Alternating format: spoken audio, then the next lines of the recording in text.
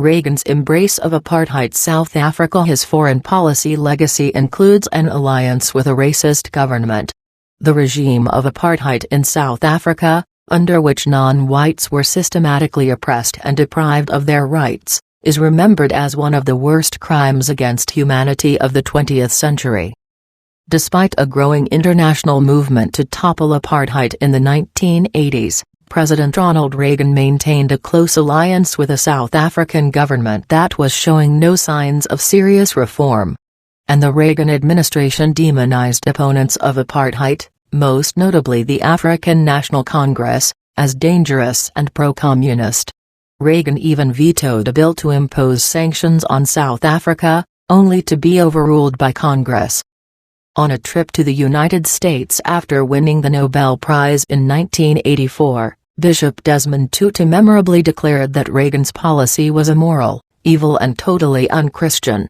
Reagan's record on South Africa was also marked by at least one embarrassing gaffe, when he told a radio interviewer in 1985, "They have eliminated the segregation that we once had in our own country, the type of thing where hotels and restaurants and places of entertainment and so forth were segregated, that has all been eliminated." Of course, that was simply not true, and Reagan later walked the statement back. To learn more about Reagan's policy on South Africa, I spoke with David Schmitz, a historian at Whitman College who has written widely on U.S. foreign policy. His new book is a biography of Brent Scowcroft. What follows is a transcript of our conversation, edited for length and clarity. Where did things stand between the U.S. and South Africa when Reagan entered office in 1981? Carter had imposed sanctions and restrictions on South Africa and also had publicly criticized the South African government many times. Reagan went back to supporting the government, and he did it under the guise of the policy of constructive engagement.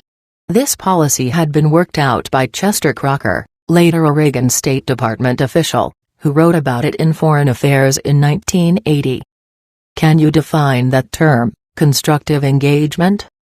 The idea of constructive engagement was that there were moderates in the South African government and so you wanted to encourage them. And if you constructively engaged with them, they would promote gradual change, political reform and so on. But to just oppose the government would make it intransigent and that would create greater polarization, and that was a situation that only extremists would benefit from. The Reagan administration saw the African National Congress, ANC, as a dangerous, pro-communist movement. So the notion of constructive engagement was gradual reform. It was also linked to Reagan supporting the Sullivan Principles as a proper way to bring about change. What were the Sullivan Principles? They were an idea promoted by an American religious leader, Reverend Leon Sullivan, a Baptist minister in Philadelphia. What he said was that, if corporations agree to certain standards of fair employment in South Africa, they shouldn't be subjected to protests or divestiture.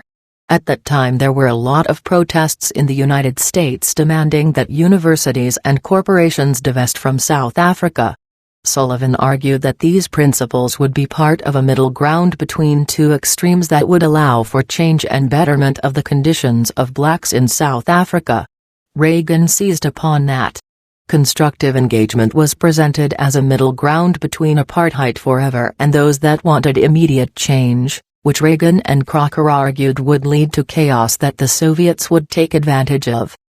So what did that policy mean on the ground? Were the two governments close? Yes, the Reagan administration worked very closely with South African Prime Minister, P.W. Botha.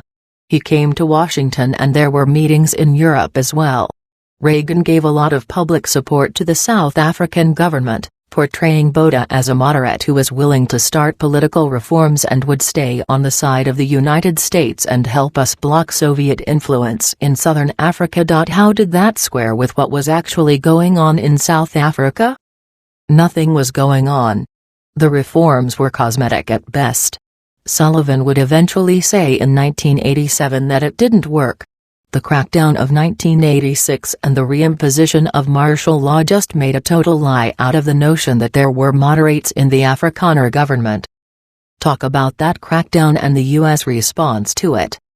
There was a lot of pressure building up in the United States, and Congress was threatening to pass legislation that would put sanctions on South Africa and restrict the flow of American aid to South Africa. Reagan always said he would veto that. Then Botha gave a speech on August 15, 1985, in the face of increasing unrest in South Africa, this known as the Rubicon speech. And he said that South Africa would never accept one man, one vote in a unitary system.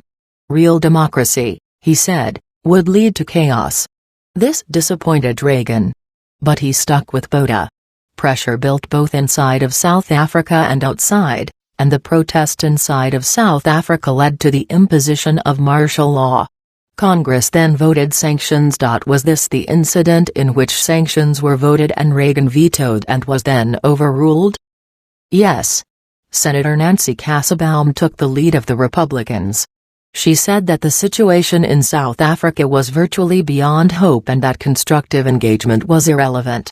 This regime was not going to change unless forced to. The United States was just party to this continued oppression.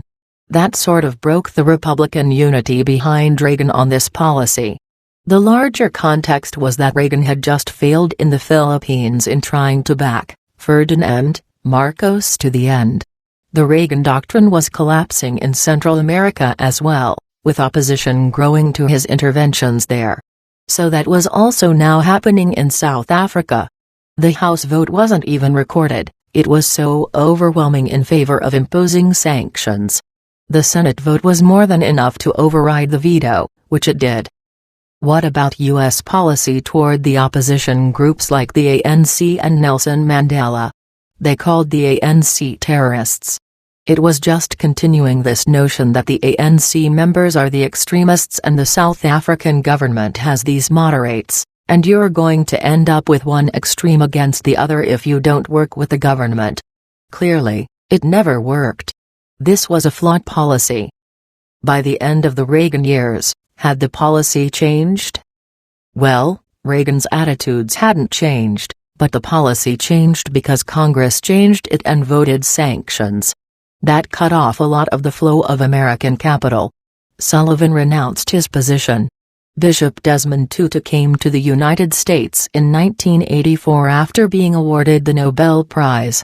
He speaks in the House of Representatives and says that constructive engagement is a farce, and that it just entrenched the existing order. He said Reagan's policy was immoral, evil and totally unchristian. After Reagan met with Tutu, he was asked at a press conference to talk about their meeting. Reagan said, "It is counterproductive for one country to splash itself all over the headlines, demanding that another government do something." Then he claimed that black tribal leaders had expressed their support for American investment. He was trying to discredit Tutu's argument that U.S. policy had hurt blacks. Anti-communism trumped so much in Reagan's view of the non-Western world.